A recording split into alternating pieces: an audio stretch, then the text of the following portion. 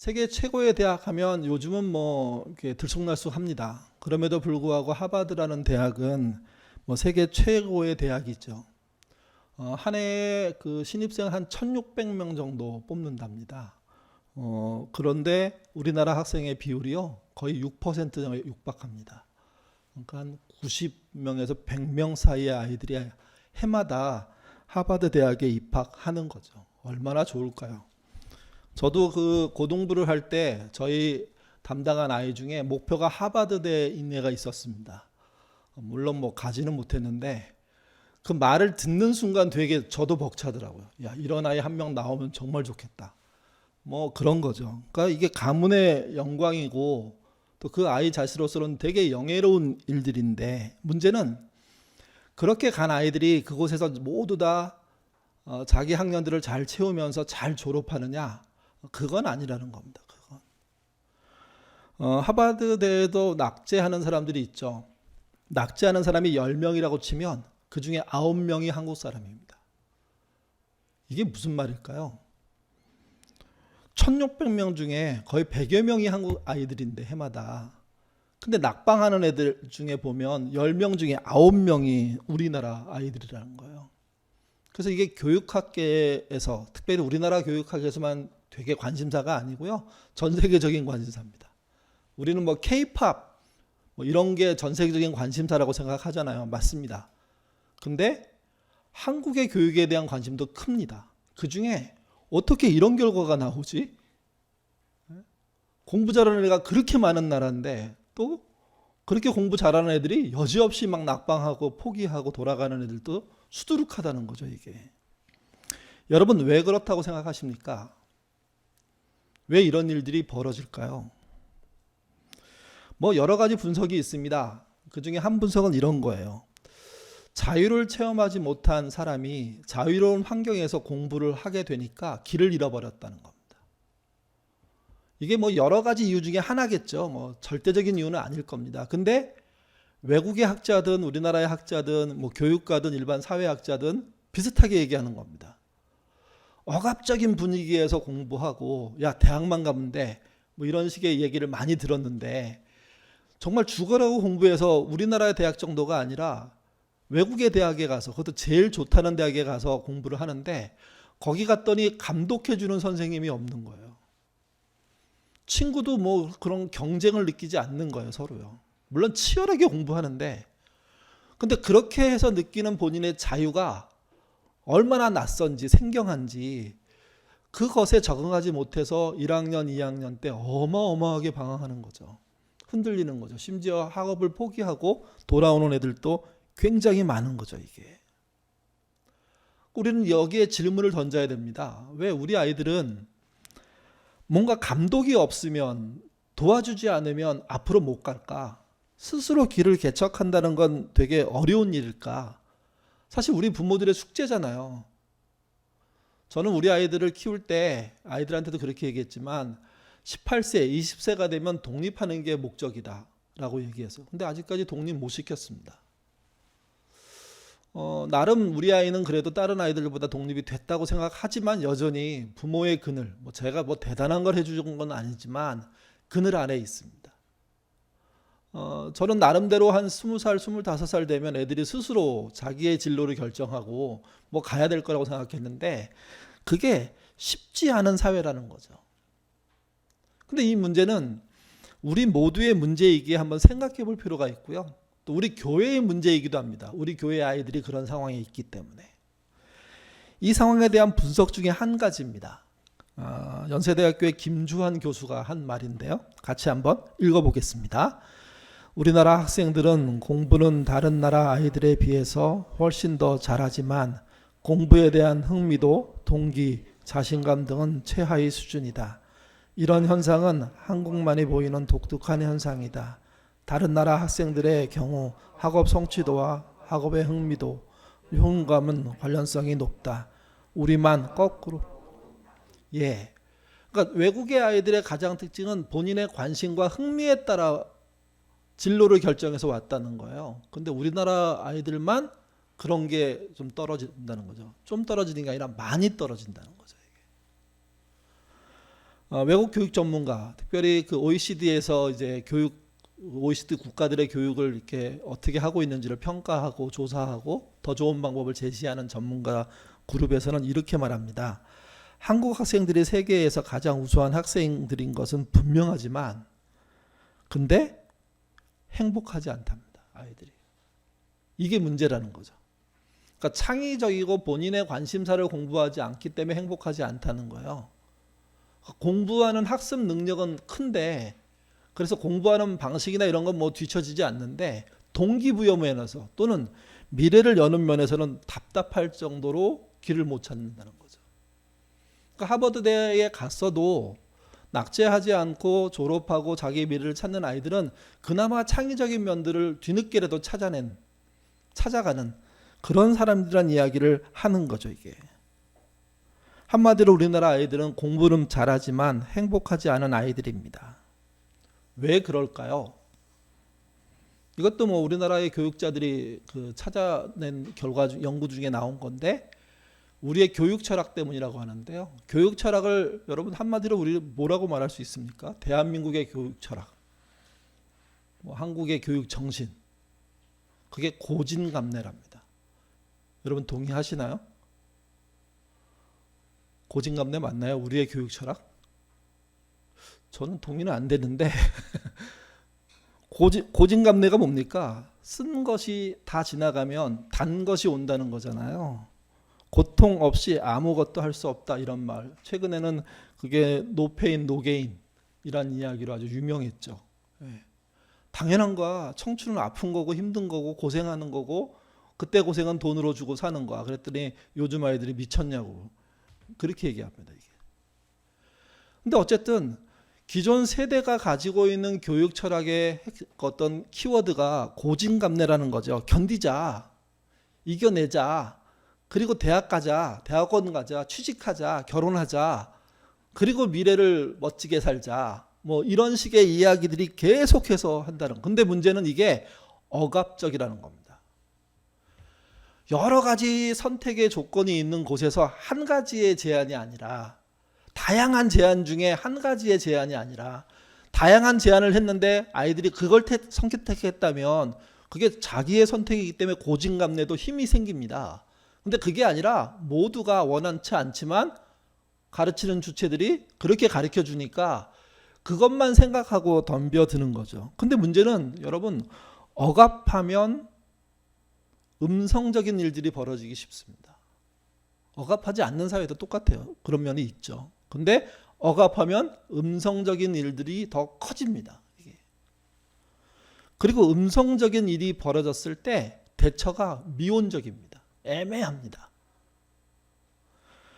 청아람의 오수경 대표가 성착취가 만연된 한국에 대한 이야기를 하면서 이게 왜 시작됐을까? 왜 커졌을까? 왜 이 모양이 됐을까? 하는 이야기를 막 강조하는 글들을 썼는데 그 글 속에 나오는 이야기입니다. 한번 같이 읽어보시죠. 읽겠습니다.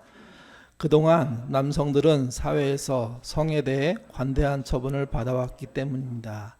여자아이의 치마를 들친 남자아이에게 좋아해서 그랬구나 해지고 여자 교사에게 자유한 남중에게 한창 그럴 때 나이다 라고 해주고 초동생을 성폭행한 남고생들을 개선의 여지가 있으니 집행유예로 풀어주고 동기를 성폭행한 남대생 같은 경우 앞날이 창창하니 용서해주는 문화 결국 이런 문제를 함께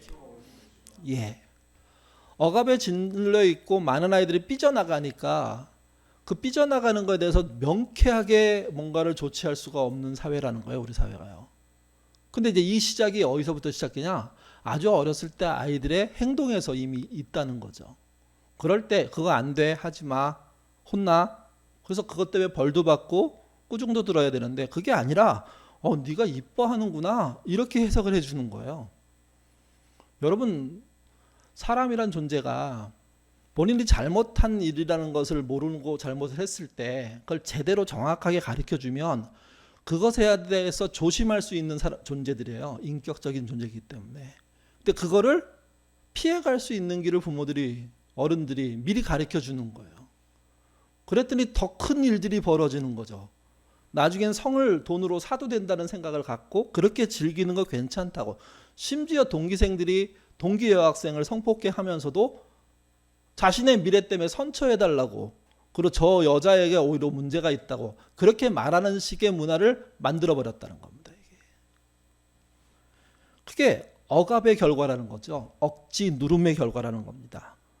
또 억지 누르려면 반드시 보상을 줘야 되는데, 보상이 어렸을 때는 자잘한 거였지만 커서는 본인의 충동과 쾌락을 채우기 위한 그런 것으로 확대되어도 부모들은 그게 잠시 일탈이라고 생각하고 괜찮아 이런 식으로 모두 눈 감아준 겁니다.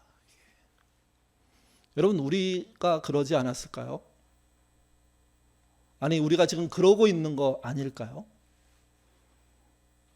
우리 스스로 한번 고민해 봐야 됩니다. 우리 아이들에게 진짜 안 되는 걸 안 된다고 말하고 있는지, 진짜 잘못된 건데 그게 미래로 가면 더 엄청난 일이 될 수 있는 가능성이 있는 건데, 그게 바늘 훔친 아이가 소를 훔친다는 이야기에 연결되어 있는 말인데, 그러면 그때 정확하게 제동을 걸고 아니어야 된다는 거죠. 근데 그것보다 더 중요한 게 하나 더 있습니다.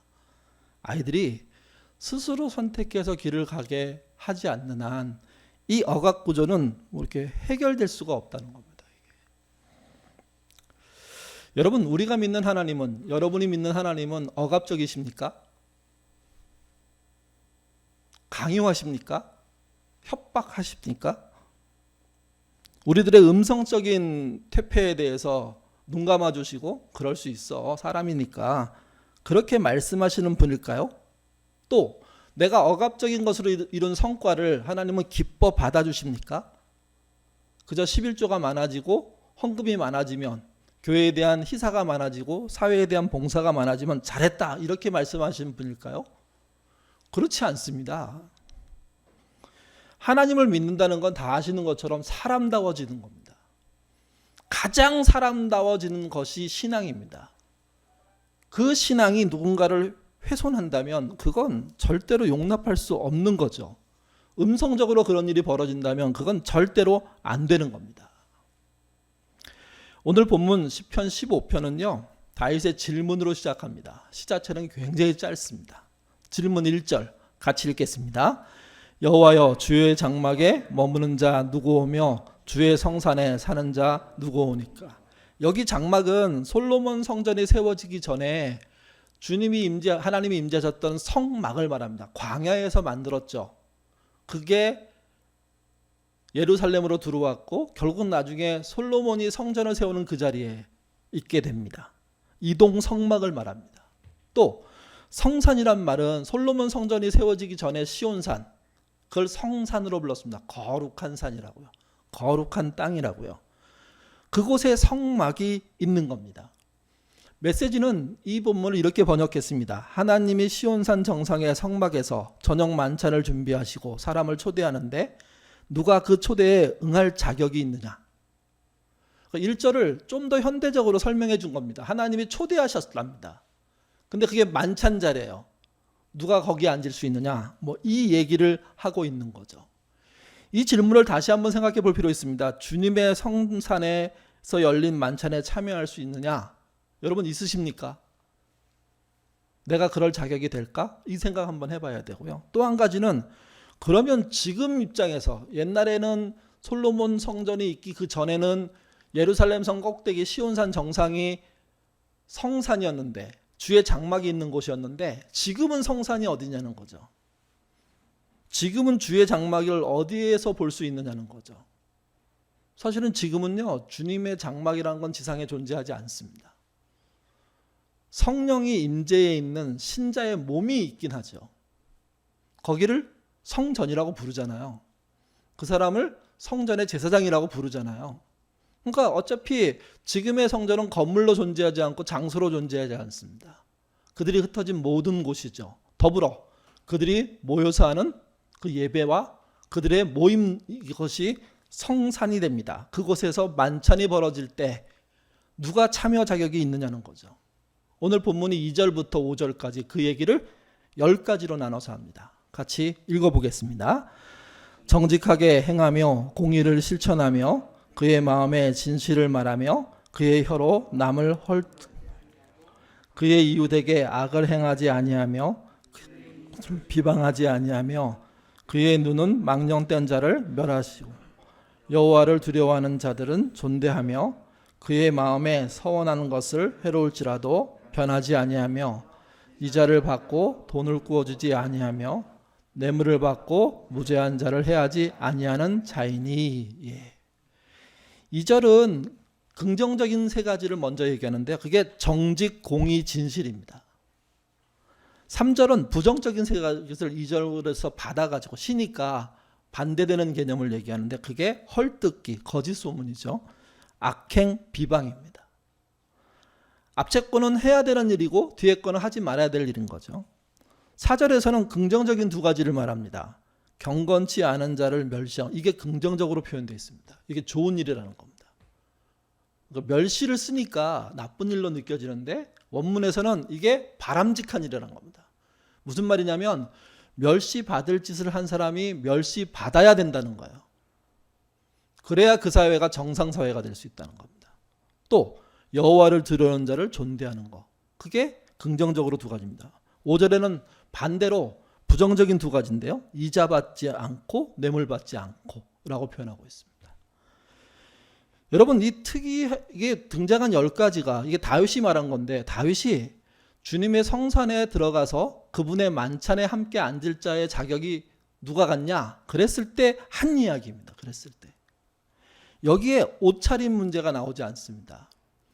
헌금 준비에 대한 문제가 안 나옵니다. 자세나 성공한 자에 대한 조건들이 하나도 언급되어 있지 않습니다. 오직 다윗은 일상에서 이웃과 어떻게 사느냐가 중요하다고 얘기합니다. 그 중에 제일 독특한 게 멸시받을 사람을 멸시하는 사회가 건강한 사회가 된다는 거예요. 근데 이 말은 조심스러운 면이 있죠. 멸시하기 때문에 그 사람을 죽이거나 멸시받아야 되기 때문에 그 사람의 인권을 훼손해서는 또 안 됩니다. 다만 네가 그렇게 큰 잘못을 했으니 거기에 대한 벌 받고 거기에 대한 사회적인 평가를 받는 거죠. 그리고 나서 그게 끝나면 다시 회복할 수 있는 게 필요할 겁니다. 근데 어쨌든 멸시받아야 할 자에 대한 멸시를 긍정적으로 표현한다는 게 되게 독특합니다. 어쨌든 바울은 성산에서 저녁 만찬에 참여할 자를, 하나님께 예배드릴 자를 일상에서 찾고 있다는 거죠. 요인 자체를. 특별히 그게 성공, 출세 아무 관련이 없습니다. 아무 관련. 그런 의미에서 예수님의 산상수훈이 의미심장합니다. 마태복음 5장 23절, 24절 말씀 읽겠습니다. 그러므로 예물을 제단에 드리려다가 거기서 내 형제에게 원망 들을 만한 일이 있는 것이 생각나거든 예물을 제단 앞에 두고 먼저 가서 형제와 화목하고 그 후에 와서 예물을 드리라. 이 말은 대단히 주의해야 될 말이 안에 포함되어 있습니다. 무슨 말이냐면 어떤 사람이 무조건 나에 대해서 원망하면 나는 예배를 드릴 수 없다, 이런 뜻이 아닙니다. 그 원망이 타당해야 됩니다. 사람들이 하는 원망 중에는 이기적인 목적으로 심지어 거짓말로 원망을 만들어내는 경우도 있잖아요. 그게 뭐 가짜 뉴스라고도 볼 수 있죠. 거짓 소문이라고 볼 수 있죠. 실제는 본인이 잘못했는데 본인이 잘못하는 걸 누군가가 막았어요. 그랬더니 하는 말이 공정하지 않다고 공격하는 거예요. 내용은 말하지 않고. 그럴 때 사람들은 오해해요. 야, 얼마나 잘못했길래 저렇게까지 나올까? 여러분, 진짜 악한 사람은 본인이 잘못해놓고도 본인의 이익을 위해서 악한 소리를 할 수 있잖아요. 그 부분에 대해서는 우리가 찾아서 구별하려고 애써야 돼요. 속지 않으려고 애써야 돼요. 이게. 근데 만약에 제가 잘못했어요. 그리고 피해를 누군가 입었어요. 그 입은 사람이 한탄하고 절망하고 어렵게 돼요. 그랬을 때 그 소리가 내게 들리면 그거는 내가 반응해야 될 일이에요. 이게. 피해를 줬거나 잘못했거나 했으면 가서 사과를 해야 되고 회복을 해줘야 되고 그래서 일으켜 세워야 되는 거죠. 예배를 드리는 가장 큰 방해 요인, 장애 요인이 뭐냐? 형제의 원망이라는 거예요. 다른 말로 하면 이웃의 원망이라는 거예요. 강조하지만 잘못된 원망이 있음을 기억해야 됩니다. 그래서 혹시 여러분 누군가의 원망하는 이야기를 들으시면, 근데 그 욕을 먹는 사람의 상황, 그 사람을 알고 있다면 그 상황을 알려주시고 물어봐 주셔야 됩니다. 이 말이 맞냐고. 여러분, 그 사람이 진짜 아니라고 얘기한다면 그 원망이 문제일 수도 있습니다. 그래서 그 원망으로 인한 피해에 대해서는 조심하면서도 반대로 그게 진짜 문제라면 우리가 하나님께 드리는 예물이 받아들여지지 않는다는 거죠. 주님은 그 원망을 해결하고 오라고 얘기하는 거죠. 이 말은 이런 말은 하고 좀 거리가 멉니다. 부부싸움을 했습니다. 근데 당장 해결을 못했어요. 그러면 그날 예배를 하나님이 안 받으신다? 그런 뜻은 아닌 것 같습니다. 부부싸움은 밥 먹다가도 하는 건데 신나게 싸우다 보니까 같은 생각이 드는데 뭐 이런 것도 나오잖아요. 둘이 막 하고 막 화내고 막 했는데 얘기 좀 합시다 해갖고 한 2시간 얘기했더니 당신 말이 내 말이네. 왜 우리가 싸웠지? 뭐 이럴 수 있는 거예요. 이거는 정말 나쁜 원망의 내용은 아닌 거예요. 근데 우리는 이게 더 불편해요. 사실은. 그렇게 불편해한 게 오히려 좋은 거긴 하죠. 근데 진짜 누군가의 원망으로 우리가 그분의 만찬에 나갈 수 없다는 사실을 기억해야 됩니다. 야, 나만 다행스럽게 빠져나와서 안전해. 이걸로는 얘기가 해결이 안 된다는 거죠, 이게. 형과 동생의 생일이 모두 11월 중순에 있는 집이 있었습니다. 아이들이 어린데 며칠 지나면 이제 자기 그 생일이 오는 거예요. 두 아이 생일이 엇비슷하니까 항상 부모님은 뭐 이렇게 가운데 날이라든지 날짜를 정해서 둘의 생일을 한꺼번에 해결해 줬어요. 사실은 엄마의 편의에 의해서 진행되는 거죠. 11월 초가 되자 아이들이 생일 선물 사달라고, 게임기 사달라고 막 계속 졸라요. 그러니까 아빠가 이제, 엄마는 이제, 야, 아빠 퇴근하고 오면 아빠한테 물어봐. 그때 뭐 그 띵동 소리 나고 문 열리자마자 뛰쳐나가서 아빠 들어오지도 못하게 붙잡고 게임기 사달라고 생일날. 그러니까 아빠가 뭐라고 대답할까요? 우리나라 아빠들의 공통적인 대답. 둘 중에 하나인데, 말 잘 들으면 사줄게. 또는 공부 잘하면 사줄게. 그래서 얘기가 그거였어요. 말 잘 들으면, 엄마 말 잘 들으면 사줄게. 그때 애들이 네 하고 그 다음부터 생일날까지 애들이 획가닥 바뀌었어요. 갑자기. 그냥 하지 말라, 하지, 옛날에는 뭐 일어나 뭐 이런 말에 반응을 안 했는데 반응이 팍팍 오는 거예요. 야, 너무 신기하다. 엄마가 너무 행복해서 생일을 연기했으면 좋겠다. 뭐 그런 얘기를 막 하면서. 그러니까 두 아이가 경쟁적으로 부모의 말을 잘 듣기 시작하고요. 하루 끝내면서, 야, 이제 하루 줄어들었다. 며칠 남았다고 행복하게 사는 거예요. 다음날 또 일어나서 씩씩하게 또 그렇게 하는 거예요. 부모님이 너무 좋죠, 이게. 여러분, 평상시에와 다르게 두 아이가 부모의 말을 잘 들었는데 왜 잘 들은 겁니까? 부모가 해준 약속 때문이잖아요. 말 잘 들으면 게임기 사줄게. 아마 공부 열심히 하면 게임기 사줄게. 그랬으면 공부로 갔을 거예요. 근데 어쨌든 그러니까 아빠의 약속을 믿기 때문이죠. 근데 여러분, 아빠가 번번이 약속을 안 지키는 분이라면 사줄게 하고 잊어먹어요. 그날 기다렸는데 안 사갖고 와요. 헉, 아빠 잊어먹었어. 내일 사다 줄게. 또 기다려요. 그날도 안 갖고 들어와요. 그날은 내가 숙직이어서 못 들어와. 그러면 어떻게라도 조치를 해줘야 되는데 안 해줘요. 여러분, 그거 2-3번만 쌓이면 아이들이 이렇게 행동 안 해요. 우리 아빠는 말해도 안 해. 안 믿어. 뭐 이런 거죠, 이게. 그러니까 여러분, 이 상황에서 두 아이가 갖고 있는 믿음이라는 게 사실은 본인에게 생겨나는 것을 믿는 거이지만 냉정하게 따지면 누구 때문에 믿는 겁니까? 부모님 때문에 믿는 거죠, 이게. 부모님이 평상시에 믿을 만한 존재로 살아오셨기 때문에 그 말 한마디에 아이가 확 바뀌는 겁니다. 그 말 한마디에 아이가 가능성을 갖고 도전하기 시작하는 겁니다. 그리고 결국 그날이 되면 약속을 지키시는 부모님의 은혜에 따라 게임기를 자기가 갖게 될 거기 때문에. 여러분, 그렇게 갖게 된 게임기가 그 아이를 망칠까요? 그렇게 갖게 되는 자유가 그 아이의 인생을 망칠까요? 물론 100% 아니라고 대답을 할 수 없는데요. 그게 게임기고 게임으로 아이들이 어렵다고 하는 이 시대에 그 게임기가 사실은 아무것도 아닌 것 같지만 뭔가 능력을 지닌 믿음이 포함된 게임기가 될 수 있습니다. 그래서 아빠가 오늘은 여기까지 하고 그만하자 했을 때 네 하고 내려오서 아빠 10분만 하고 마칠게 하고 10분을 지키는 그런 아이들이 될 수 있다는 거죠. 물론 뭐 밤에 혼자 일어나가지고 새벽에 혼자 게임 하더라고요. 어린아이들이. 안 주니까 엄마 핸드폰 갖다가 앉아가지고 그 열어가지고 혼자 게임하고 있대요. 4살 5살짜리들이 새벽잠에. 그럴 수 있죠. 근데 그게 신뢰관계가 생기면 얘기는 달라지거든요, 이게. 여러분, 우리의 신앙도 비슷하다고 저는 생각합니다. 우리는 하나님께 잘 보이기 위해서 신앙생활하는 거 아닙니다. 반대로 하나님의 억압으로 신앙생활하는 것도 아닙니다. 협박당하고 있는 것도 아닙니다. 우리가 믿는 하나님은 우리가 믿게끔 살아오셨기 때문에 우리가 믿을 수 있게 되는 거예요. 또 우리가 믿게 되는 과정이 일어났기 때문에 믿게 되는 거예요. 그래서 믿음을 우리가 먼저 가졌다고 얘기하지 않잖아요. 누가 주셨다고 얘기합니까?